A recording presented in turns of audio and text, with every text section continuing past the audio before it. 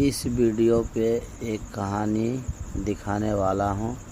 इस वीडियो का कहानी देखें और लाइक और सब्सक्राइब कीजिए। बुल्ला खाता हूँ मांस खुल्लम खुल्ला। किसी जंगल में टुनटुनी चिड़िया एक पेड़ पर रहा करती थी। उसका घोंसला कई जगह से टूट फूट चुका था। वो अपना एक मजबूत घोंसला बनाती है और उस घोंसले में 2 अंडे देती है। वो दिन रात अपने अंडों की देखभाल करती थी और कहीं आती जाती नहीं थी। हे भगवान, अब मैं क्या करूं? सारा अनाज खत्म हो गया। अब मैं क्या खाऊंगी? 2 दिन बीत गए, मैंने अनाज का एक भी दाना नहीं खाया। भूख के मारे मुझे तो चक्कर आ रहे हैं, लेकिन मैं करूँ भी तो क्या? मैं अपने अंडों को छोड़कर कहीं जा भी नहीं सकती। अगर मेरे पीछे कोई मेरे अंडों का शिकार कर लेगा तो मैं क्या करूँगी?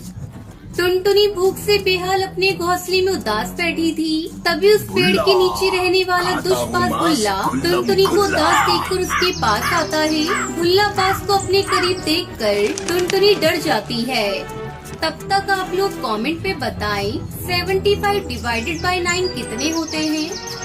अरे टुनटुनी, तुम मुझसे क्यों डर रही हो? मुझसे डरने की कोई जरूरत नहीं। मैंने 1 महीने पहले ही मांस खाना छोड़ दिया है। अब मैं बूढ़ा हो चुका हूँ। जवानी में बहुत पाप कर लिए। अब मैं धर्म करना चाहता हूँ। आखिर एक दिन मुझे भी तो ऊपर भगवान के घर जाना है। वहाँ जाकर मैं भगवान को क्या मुँह दिखाऊंगा। इसलिए मैंने फैसला कर लिया है कि मैं अब सबकी मदद करूँगा। मैंने तुम्हें कई दिनों से घोंसले से बाहर जाते नहीं देखा, इसलिए तुम्हारा हाल चाल पूछने चला आया।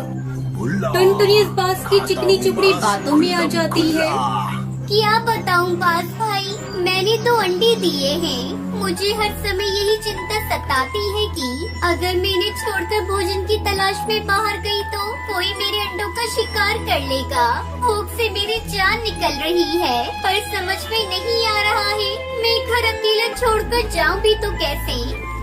अरे पगली, तुम्हारा बुल्ला बाज है ना, तुम्हें भूखे रहने की क्या जरूरत। तुम अंडों की चिंता बिल्कुल भी मत करो। तुम जाकर भोजन कर लो। तब तक मैं तुम्हारे अंडों की देखभाल करता हूँ। मैं यही तुम्हारे अंडों के पास बैठकर माला फेरूंगा। ठीक है भुल्ला भैया, मैं अभी गई और अभी आई। आप मेरे अंडों की रक्षा करना। टुनटुनी भोजन की तलाश में चली गई। थोड़ी देर बीत जाने पर वापस भोजन करके वो अपने घोंसले में लौट आई और अपने अंडों को सही सलामत देखकर बहुत खुश हुई। मैं बेकार में भुल्ला भैया पर शक कर रही थी। वो शायद सच में शाकाहारी हो गए।